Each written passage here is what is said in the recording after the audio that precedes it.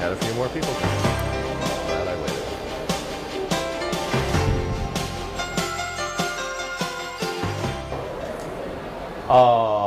So I'm just going to go ahead and get started. So my name is Alexis van Hurkman.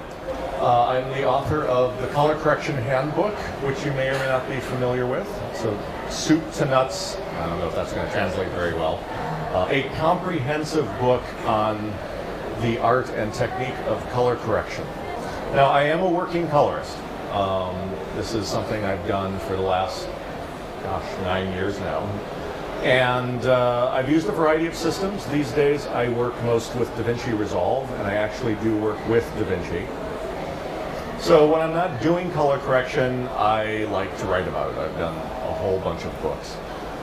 What I'm going to do today is to provide, as concisely as possible, an overview of basic color correction technique. If you're interested in what you see, and I am going to be showing this on DaVinci Resolve, you can find out more about color correction at my website, which is alexisvanhurkman.com. And so that's enough about me. Let's take a look at the software. So this is DaVinci Resolve. Raise your hand if you're a current Resolve user. Okay, cool. So beginning at the beginning. There we go. So this is mostly going to be concerned with primary color correction. Primary color correction being any kind of adjustment that you make to the overall image. So while most modern color correction applications allow you to do all kinds of individual tweaks, isolating things and making very specialized adjustments, all of that is for nothing if you don't start out with a really good, solid base correction. So I noticed a lot of you were here for my earlier presentation, which is good because all of the techniques that I'm about to show you fit in directly with the kind of video scope evaluation that I discussed earlier. In fact, I'm going to turn on the built-in video scopes right now. Or at least I would if they were working.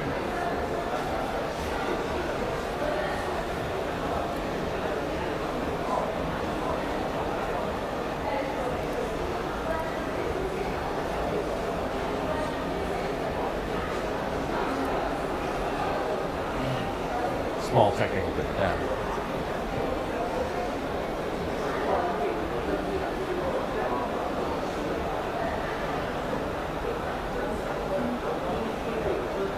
So I'm doing my demonstration on DaVinci Resolve 9. Now DaVinci has announced version 10, which in fact they're demoing over at the Blackmagic booth in the very next hall.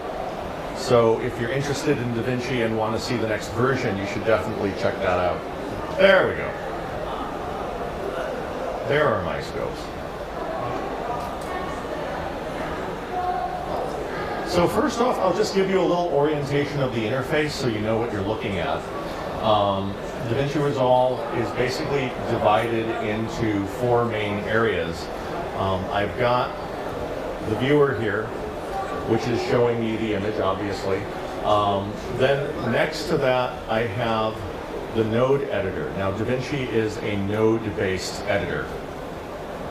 So each node inside this view here represents a group of image processing operations, and I can have as many nodes as I like.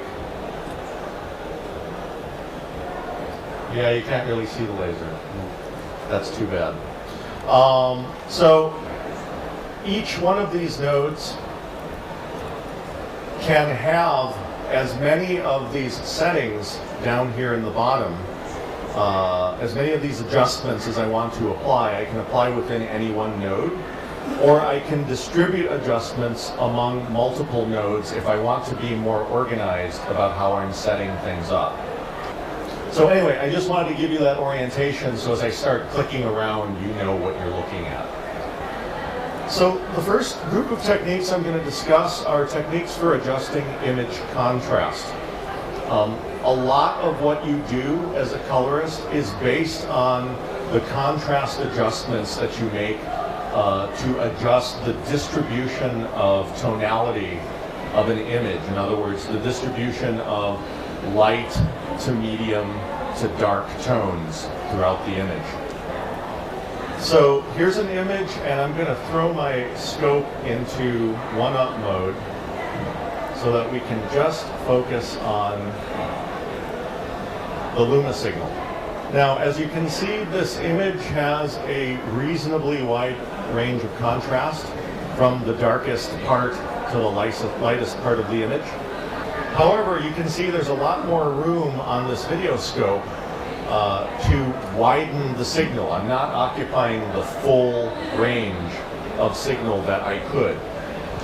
So this represents the very first level of adjustment that I want to exercise control over, and that's adjustment over the lift, gamma, and gain of the signal. Now, this test image that I put together has a grayscale ramp, and that grayscale ramp corresponds to this diagonal line. The ramp is exposed on the graph as this line. So this line is showing the linear progression of black to white. And the reason I put this together is so that you can see exactly what happens to the signal as I start to make adjustments. Now down here are my lift, gamma, and gain controls. So these three wheels at the bottom affect image contrast from three different directions. So first off, the lift control. If I adjust the lift control, you can see that it literally lifts up the bottom, allowing me to raise the darkest black or lower the darkest black. Now you can see right now what I've done is I've pushed the bottom of the signal down to just touch 0. And as a result, the darkest parts of the image have become even darker. But you should notice that this adjustment is made relative to the current white point of the image, which does not change. So you can see that this part is pinned in place. So as I adjust the black point, it squeezes and stretches the whole image in between. Now the other thing you should notice is when I drop the lift control down, you can see how the diagonal line flattens out a little bit. This is because I am clipping out everything below that point. So now the gain control is the opposite of lift. So if I raise gain, you can see I am now stretching the signal to push the brightest part of the signal up. However, the black point remains in place and the entire signal is linearly stretched in between the two. So notice the very top of that ramp, which corresponds to this white part, is getting clipped off. So using the lift and gain controls, you can stretch the signal out or squeeze it back together, and the result is basically, if I toggle this off and on, an increase in image contrast. By starting out with a low contrast image and stretching image contrast out, you're basically adding clarity and definition to the image. You're making it pop, you're making it look a little better. And this is generally going to be the first kind of operation you undertake. So what you're doing is you're using lift to set the darkest part of the image and gain to set the brightest part of the image. But that's not the whole story, because now I have an image with good definition, good clarity, good contrast, but maybe it seems a little brighter than I would like. So this is what the gamma control is for. The gamma control is for changing the distribution of midtones in the image. And while I make this adjustment, I want you to watch that grayscale ramp at the bottom of the image. So if I lower gamma, you can see that the image is darkening. If I raise gamma, the image is lightening. But the darkest part of the image and the lightest part of the image are remaining in place. If you look at this diagonal line that represents the grayscale ramp, you'll notice when I use gamma, the line bends rather than staying straight.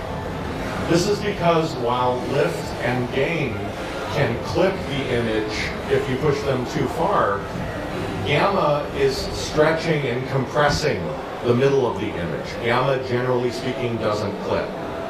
So I like to refer to gamma as the time of day adjustment. So if I want this to be like late afternoon, I'll go ahead and drop the gamma down a little bit. Makes the shadows a little bit deeper. I still have good highlights, I still have contrast, but the image seems a little darker. But if it's supposed to be afternoon, bright sunny day, I may go ahead and raise that gamma up so I have a very bright, light, airy room. So the point being, the lift, gamma, and gain contrast controls let you stretch and scale the signal around with a great deal of control. Just three knobs lets you do this. So let's take a look at another example. So this is a night shot, but one of the interesting things is it was shot with relatively low contrast. So you'll notice that the darkest portion of the image looks a little gray, and this corresponds to the fact that the waveform is actually lifted quite a bit off of 0% black. So the first thing I'm going to do is I'm going to adjust the lift contrast control, and I'm going to drop that signal down to the point where I feel like the blacks are dark enough to feel really black, but not so dark that I can't make out any of the shadow detail. So if I do a before after, you can see just that one adjustment has already made the image seem a little deeper. Now here's something where I actually occasionally get into an argument with a client, and that is for a night scene where the highlights should be. It's tempting to think that because it's the night, you're not going to have bright highlights, right? Everything should be dim, but that's actually not true. In night, you can have very bright highlights. You may have very high contrast at night. So I typically like to try and bring those highlights up. Not necessarily all the way up to maximum white, because that wouldn't be appropriate, but I do want to give the highlights a little more brightness.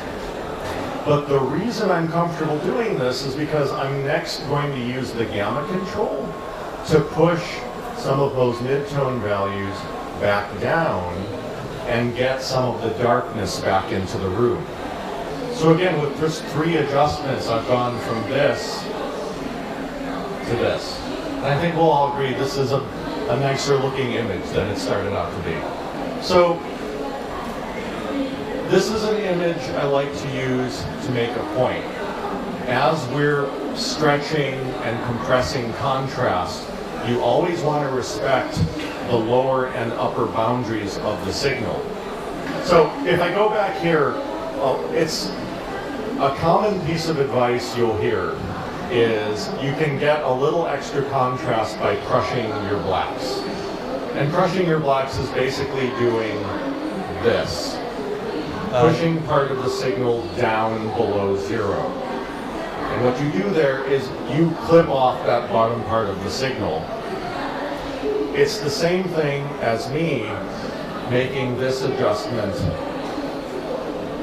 and actually flattening out that detail. You can see the more I lower the blacks, the more of that text disappears and merges with the rest of the image. I'm literally eliminating pixels of detail from the image and creating a pool of black. Now this can be an effective technique for crushing out a little bit of noise from a noisy image, and it can give you the illusion of greater contrast, but you have to keep in mind that you're actually throwing away a little bit of image detail, so you have to be comfortable with that. Now, personally, I prefer, whenever possible, to compress contrast rather than to clip it. So this image will allow me to illustrate a few different concepts. First off, I'm going to stretch contrast to add a little more vibrance to the image. And so to do so, I want to pick a good white point and a good black point that makes sense for this image. Now in this particular image, the brightest thing is his face. But I'm not going to want to raise skin tone all the way up to maximum white. So while I want to raise gain, I'm probably just going to raise his face up to maybe 80%. So if I do a before-after, I've definitely lightened the signal, but his face looks normal. It doesn't look like a light bulb. So I can see from the lighting of the scene that it's a pretty contrasty day. It's a little later in the afternoon. So I do want to have nice dark black, so I'll drop my black point.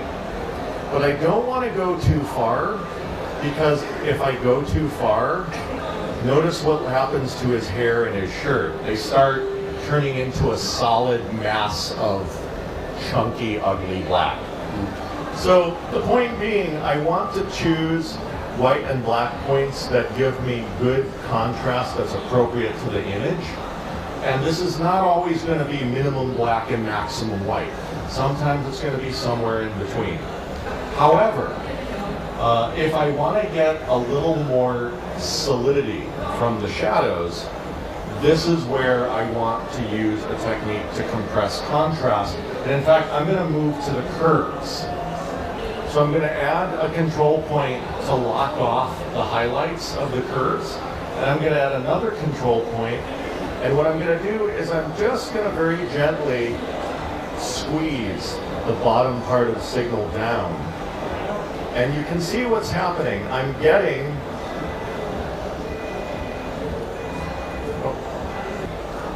all right, here we go.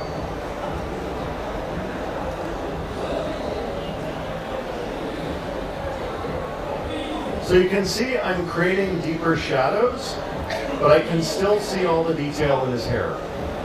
And so curves and gamma let us control contrast rather than pushing it out of bounds, so that we can get deeper contrast in specific areas of the picture where we want it without sacrificing detail. So let's move to another image. And this is something that you're going to see a lot in video cameras. Not so much from digital cinema cameras, although any of you who come to tomorrow's log grading session will see a similar phenomenon. But if you look up here at the window, you'll see that it's pretty clipped out. And this is visible if you look at the very top of the waveform scope. You can see when you have a flat line up there, you know that there's a lot of image detail that's been pushed out of bounds. However, oftentimes there's going to be some retrievable detail there. So if I drop my gain, look what happens. All of a sudden, I was able to bring those blinds back. And so before you drop in an image and just go, oh, it's flat, there's no detail there, you always want to try and see if there's any bit of super white that you can bring back under 100%, legalize the signal, and in exchange get more image detail for yourself. Now this brings up another good point. I've lowered that maximum signal, and the client might say, well, now I have lower contrast. It doesn't pop as much. I like that detail, but I wish I had more contrast. Contrast is always relative to the brightest or the darkest feature in the image. So in this case, even though I've lightened the brightest part of the picture, all I have to do to get my contrast back is to drop my lift. Make those deep shadows darker, and suddenly I've got better contrast again. Suddenly the image pops more. Now, sometimes there isn't any retrievable detail left. In this case, I've got an image. I can see very clearly by the top of the signal that it's really clipped. I can bring it down, and I do get a little more tree detail back, but not a lot. And the moral to the story is with digital video, unless you're shooting with a high-end digital cinema camera, when you clip out highlights, they are gone. And if you have a client come to you and say, well, you know, can't you put something back there? I mean, the short answer is no, you can't. It's flat. Speaking of common problems, underexposure is also going to be something you're going to have to fight and program after program. So you can see that this signal is really highly compressed. I mean, this was just how it was shot. Now, simple, all I have to do is raise my gain, right? So I'll start doing that.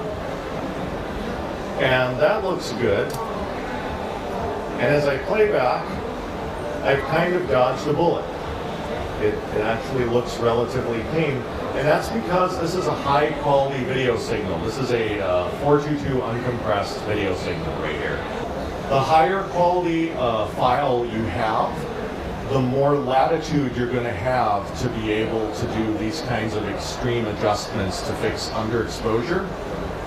However, here's the same signal, but I've compressed this to a lower quality format, the kind of format that you would get from a DSLR, like a 50D. So I'm going to copy exactly the same correction I made from the previous shot. But now as I play, you may be able to see it's a far noisier result. In fact, if I zoom in on his head, you can see what I'm talking about. There's a lot more buzzing going on. This is a function of more highly compressed media. The bottom line is highly compressed media does not have as much latitude for extreme contrast adjustments as low, minimally compressed media.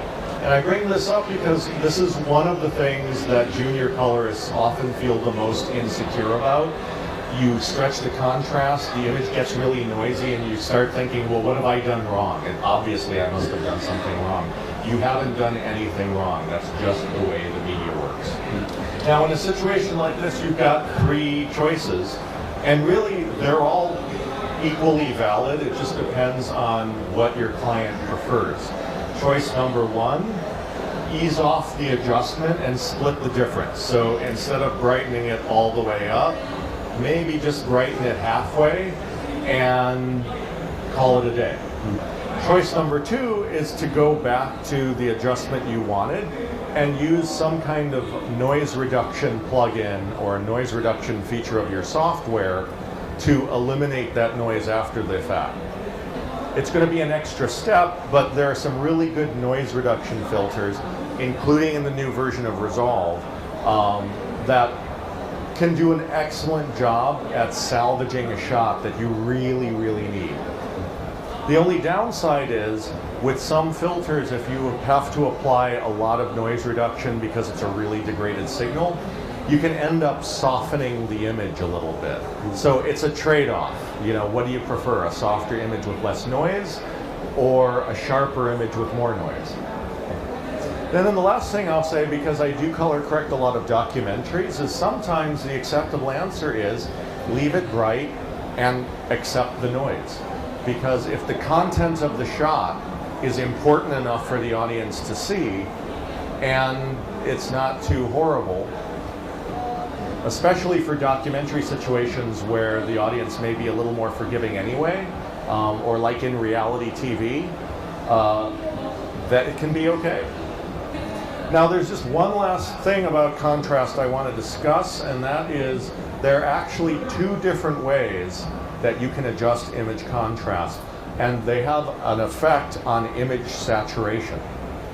Okay, so right now I'm going to use the default master controls for increasing image saturation, lift and gain, and by stretching them out, and I'm going to stretch them out pretty far, one thing I want you to notice,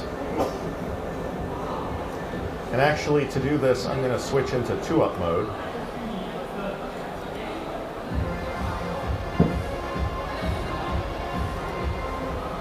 There we go. So now I'm showing the vector scope on one side and I'm showing my waveform on the other. Now watch what happens to the vector scope when I stretch image contrast. Notice how that vector scope image is actually stretching out. The image is becoming more colorful. Controls over RGB contrast make, basically they increase image saturation as contrast increases. It decreases image saturation as contrast decreases. However, there's another way of raising image contrast, and this is by adjusting the Y control only, the luma control. So I'm going to adjust luma gain and luma lift to make the same contrast expansion, but notice the image is nowhere near as colorful. And in fact, I'm going to create another version so I can switch between the two differences. By the way, what you're seeing is one of the advantages of having a control surface. It lets you adjust two things at the same time. So if I switch between both versions, you can see with similar expansion and contrast, the Y-only adjustment does not increase saturation. In fact, a Y-only change to contrast, increasing contrast actually decreases apparent contrast and decreases saturation, and decreasing contrast increases saturation. So it works the opposite way. And incidentally, the same is true of the curves control. So if I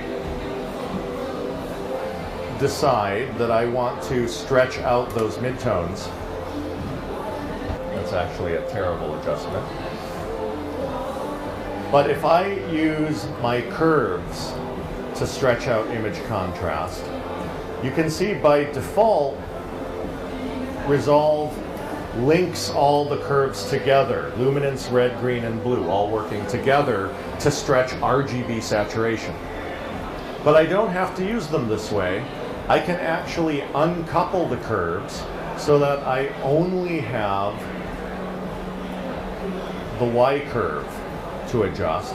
And similarly, you can see increasing contrast decreases apparent saturation.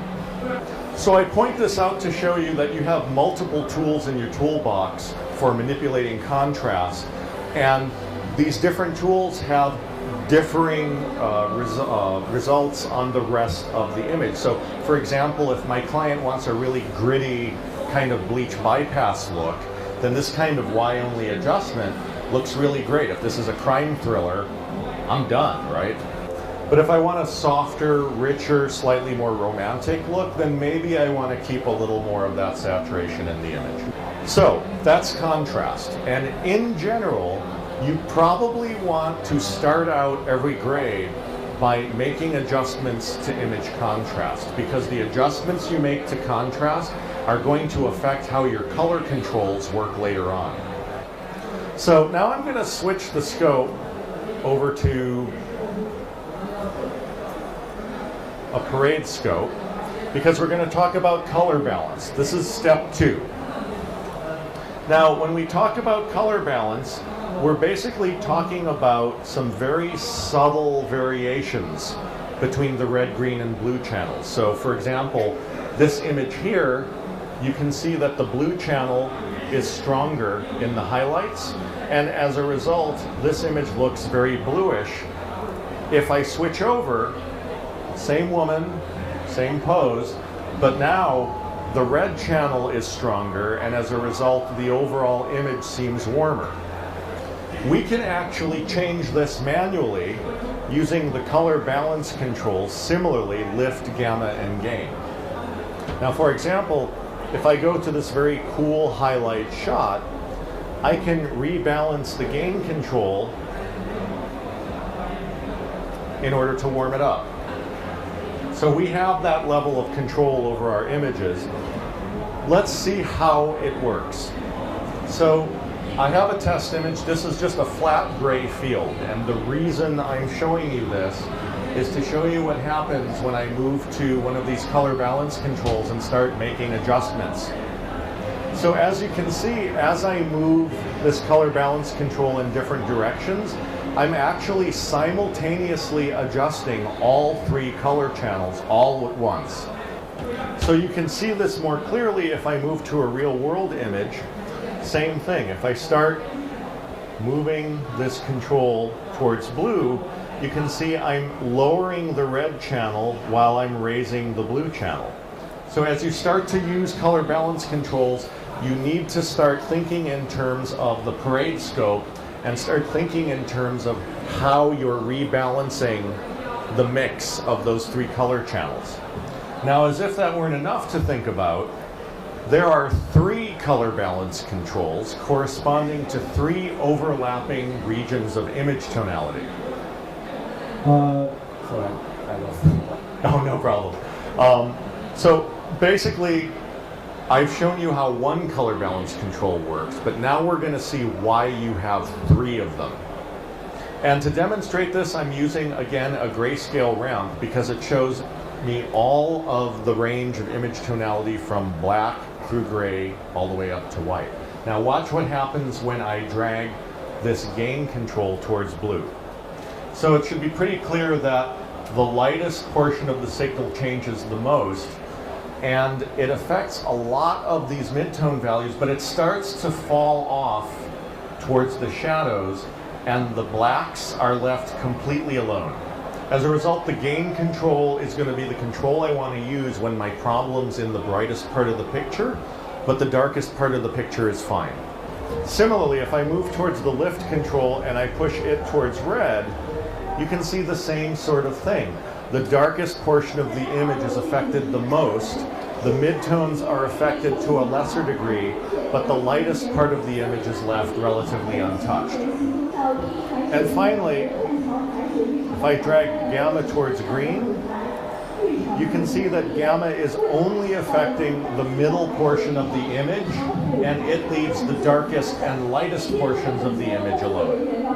However, there's very broad overlap, and the reason for this overlap is so that you don't get any kind of hard contouring when one control starts overlapping with another. So for example, if I want to add more blue to the highlights, you can see how the blue flows very smoothly into the green. You're not going to get any banding from these controls. So now that we understand the theory of this control, let's take a look at its application. Here's an image that has a very clear color contrast. And I can see that because the red channel is way the heck up at the top, and the blue channel is way the heck down. Now the very first thing I want to do before I do anything else is I want to adjust image contrast. So first I want to set my white point, bring as much detail back into the picture as I can, set my black point, and then set my midtone values to be as light or as dark as I want them to be. So once I've set the overall values, now I get a clearer picture at where my biggest problems are. Because the tops of the waveforms are more or less even, I know that my highlights aren't the problem. My problem is really in this middle portion of the signal, which corresponds to the gamma. So here's the trick, and those of you who were here for the video scope portion earlier this morning will recognize what I'm about to say. First off, complementary colors neutralize one another. So because I have a lot of orange, the complementary color is cyan.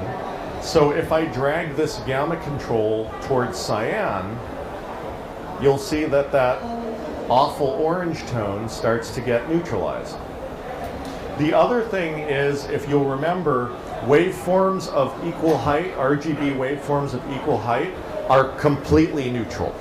So I know that as I make this adjustment, the closer I get these middle waveforms to being level with one another, the closer I am to reaching a completely neutral treatment of the image. So this flat part of the waveform corresponds to this wall. So if I know that wall is white, Oh, I see. if I make them level, then that wall becomes white. Now, the wall wasn't white, so it makes this image look weird. So this adjustment looks pretty good before, after.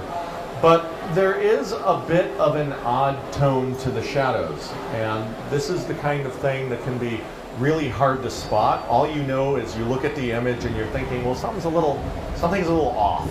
Something doesn't quite look right, and I can't put my finger on it. When you have that vague feeling, generally speaking, it's probably because your shadows have a little bit of contamination in them. So with this particular image, if I just rebalance those shadows a little bit and perhaps drop the blacks down, I get a much more pleasing image. So if I do before, after, if I'm going for a more neutral image, this is generally speaking how you get rid of a color cast that you don't want. So let's take a look at another image. Now, this is an image that doesn't necessarily have any problems.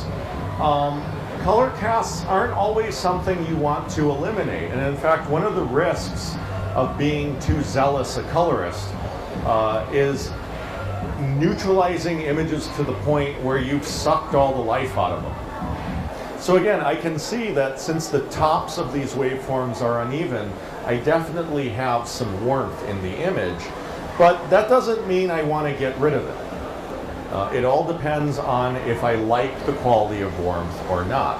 And in fact, sometimes instead of neutralizing that warmth, I may just want to push it in a different direction. So I could push it a little bit more towards red, like I've just done.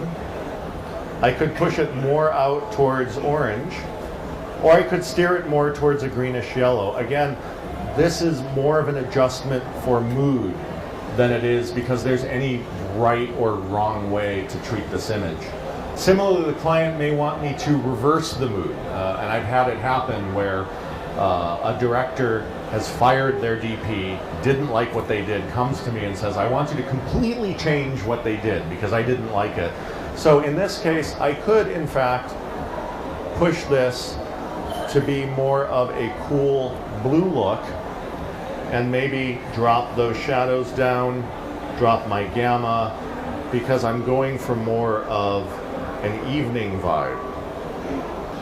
So it's not all about eliminating color contrast or eliminating color cast. Sometimes you want to put one of your own into the image.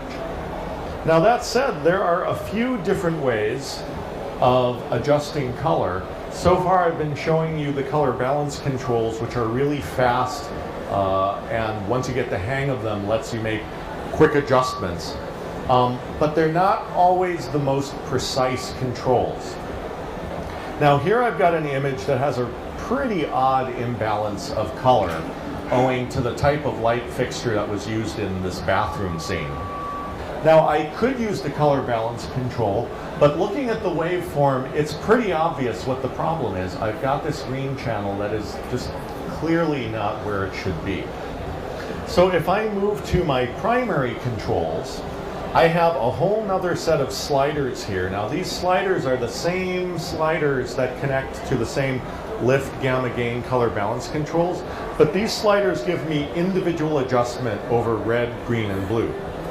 So in this case, I know the problem is my green channel is too high, and I know the problem is here in the midtones. So if I move to the green slider of gamma, I can just go ahead and drop that down. So now the problem is the image looking a little pink, so I move to the red gamma slider, and I drop that down. And now the blue channel is inappropriately high, so I drop that a little bit. And with 3 adjustments, I have a very nicely neutralized image. So these RGB lift gamma gain controls are really good when you have a very specific adjustment you need to make to get rid of a problem that may require a little too much fooling around with the color balance controls. And by the way, the curve controls, if you decouple them so that they are not gangs together, can serve much the same function and allow you even more specific controls, because you can add as many control points to the curve as you need to fix the problem. So in this particular image, if I make my contrast adjustment to get where I want to be, and I don't like the amount of yellow, I can actually use my curve control to make some very small targeted adjustments to reduce green and red, bump up blue a little bit, and I've made some very precise changes to the overall character of the image. So, the last thing we have to talk about is saturation and color contrast. Now, one thing I'd like to point out to you is when you've got a situation like this where the image is clipping up at the top of the signal, but you've got a lot of saturation that you'd like to preserve, the best way to combine saturation and bright highlights is to simply bring your highlights down.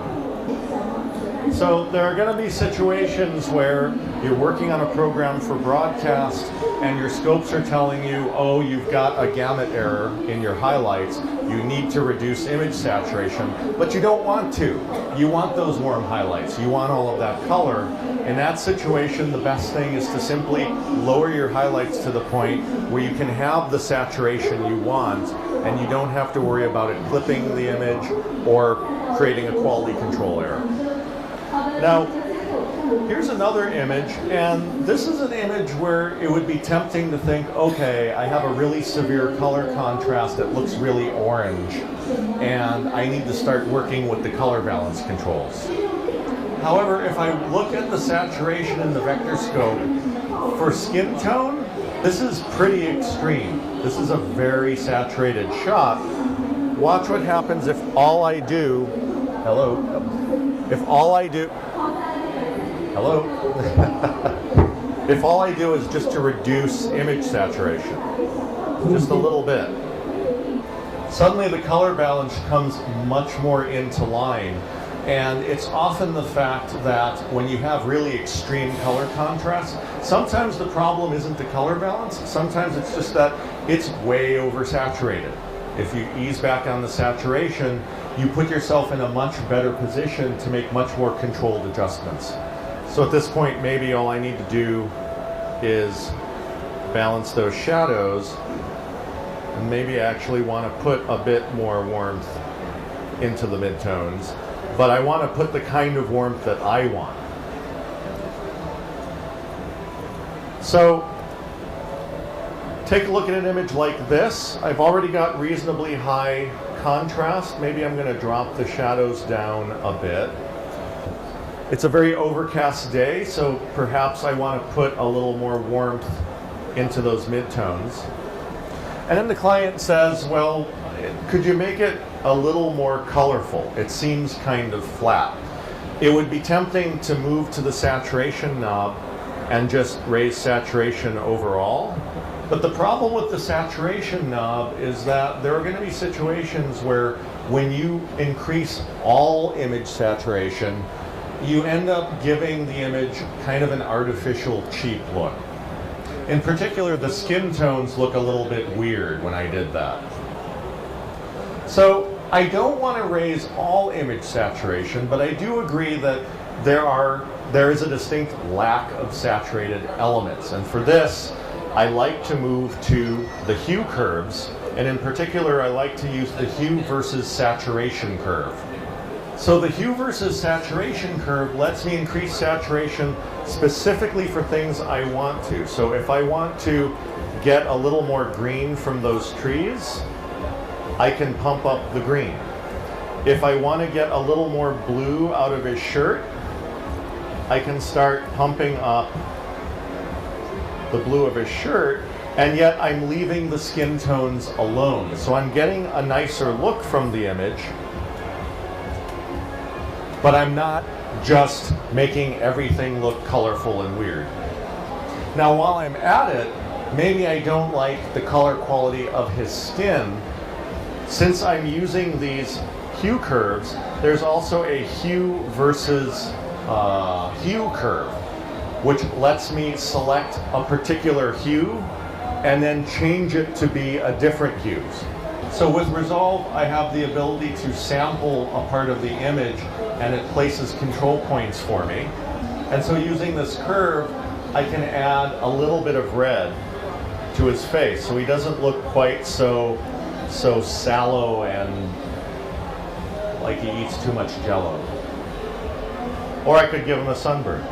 But with adjustments like this, sometimes it only just takes a few percent to make someone look just a little more ruddy, a little more healthy. Just push their skin tone around until it matches what you want from the scene. A few more things I'll show you. Here's another night scene. This was obviously lit to be very blue. Now, one of the things about this image is based on the way it was shot, there's a lot of blue in the shadows, or rather there's just a lot of saturation in the shadows. And there's another curve that allows us to control saturation based on image tonality, and that's the saturation versus luma curve. Now this can be a problem you run into with video images, and it can also be a problem you run into when you're doing a lot of color manipulation, is you just get a bit too much saturation in the shadows, and again it makes it look like a soap opera. It just gives it a bit of a weird vibe. Using this curve, you can actually desaturate those darkest shadows, and it makes a really big difference. And in fact, one of the things I find is if I desaturate the darkest shadows, I can sometimes get away with adding a little more saturation in the midtones. And it still looks better than if I just turned up saturation throughout the entire image.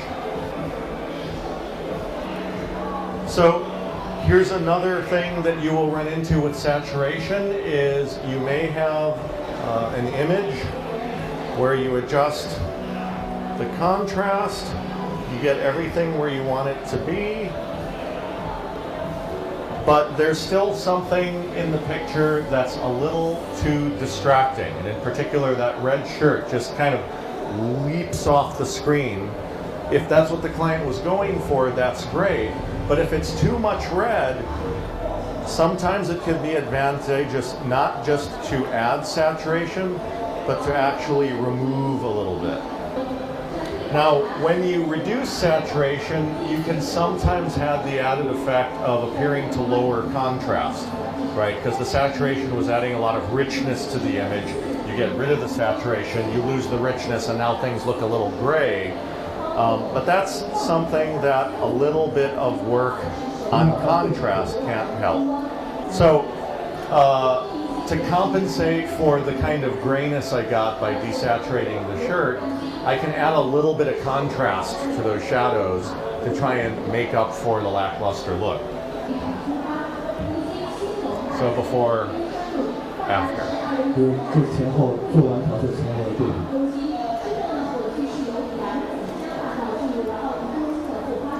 Very last example, and I'll let you guys go. You've been very patient. So this is a very nice image. It's very warm. Again, the client may complain, well, I wish it had a little more color to it. So the first thing I do is I try to make a very light adjustment to make the shadows as rich as I can. Now what I've done right here is I've added just a little bit of an S curve to that Luma channel in an effort to lighten the highlights and give a little more depth to the shadows and give it a bit more of a cinematic feel. But the client's still complaining about colorfulness. So I look throughout the image and I try to find, I mean, I know what the problem is.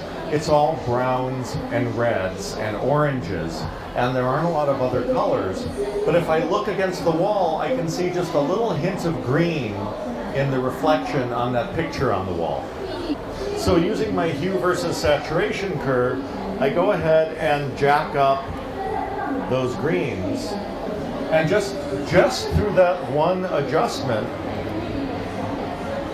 I've given the overall image a little more richness because I've just added a little splash of color for the eye to work against. So I do a before, after. It's a little change, but it actually makes a big difference, and it's subtle.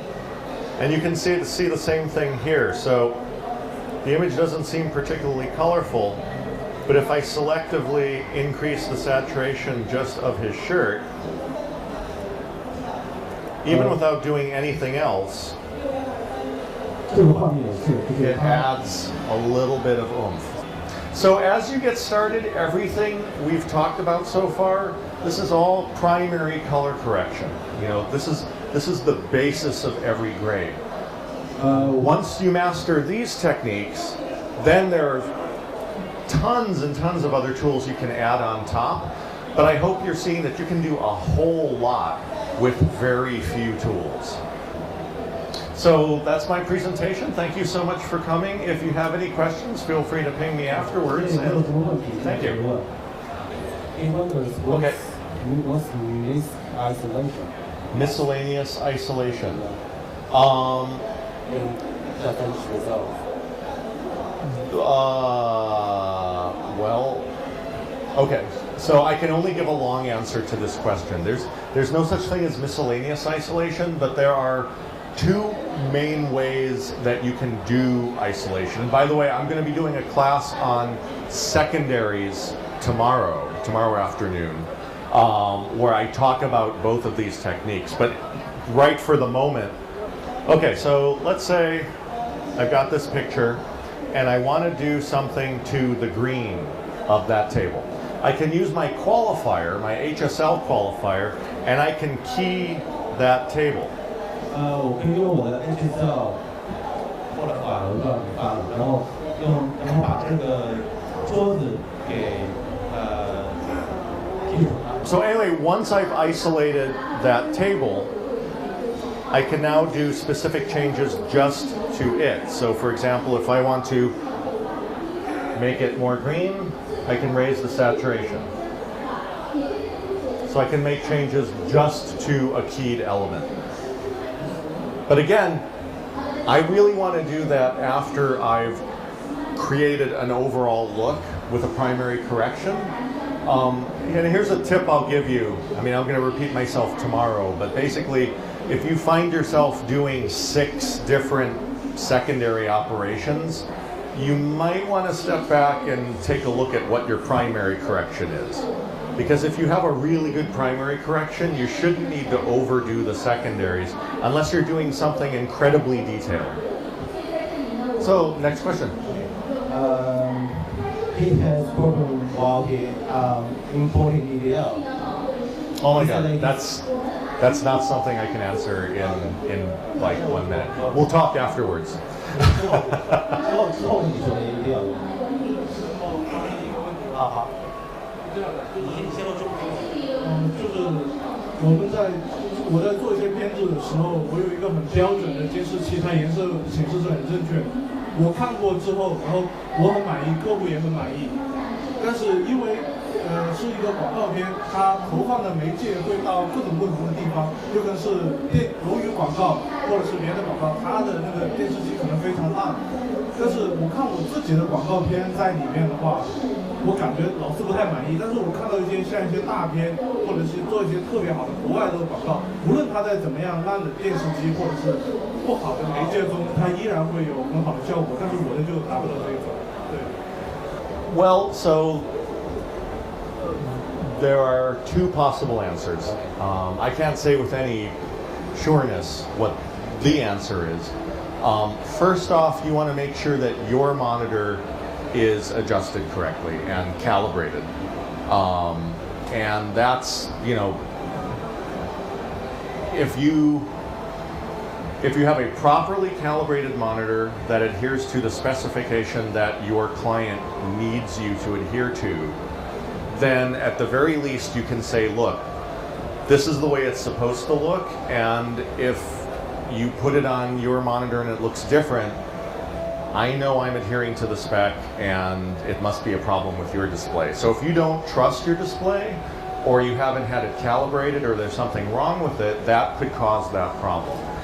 So the other possibility is that that display has a unique color profile, and because of the way that display works, you need to grade for that display.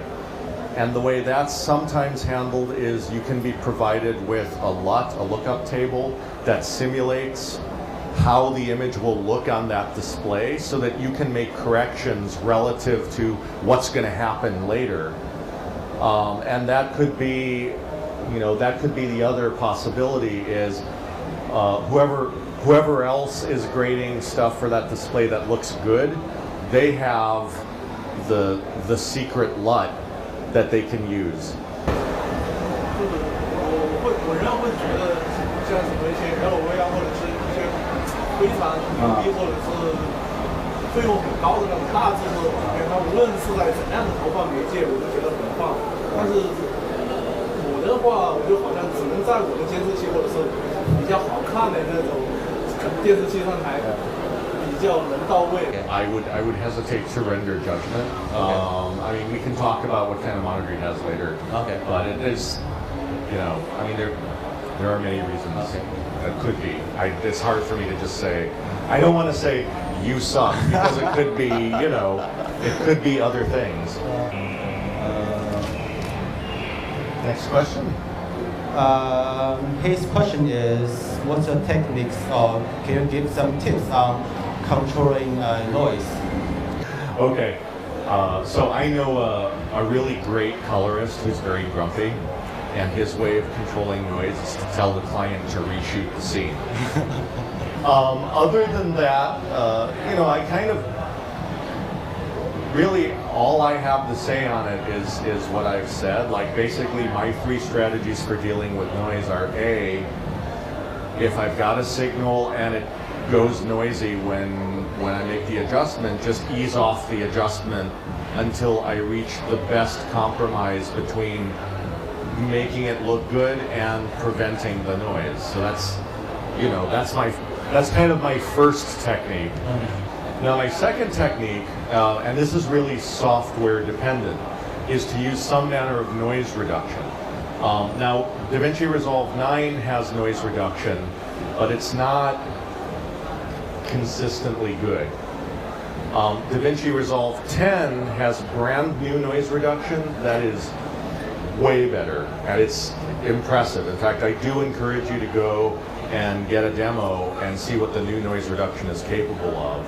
But even if you don't have Resolve, there's a product called Neat Video, and it's a noise reduction plugin. It's cheap. I mean, as noise reduction plugins go, it's dirt cheap, and it's really good. The only problem is it's processor intensive, so it takes a long time to render. And that's all I got. Yeah, noise is just, it's a hard thing to fight, and it's something that you do fight a lot with low budget productions. Really what I try to do as an educator is to tell young DPs that if you're shooting with an inexpensive format, a highly compressed format that will have problem with noise, you have to light it even better than if you were shooting with a really expensive format. Because even with a highly compressed format, if you expose it well, it can look great.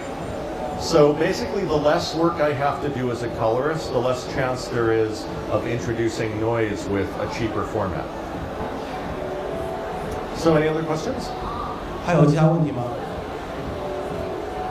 I'll be here tomorrow if you think of anything else.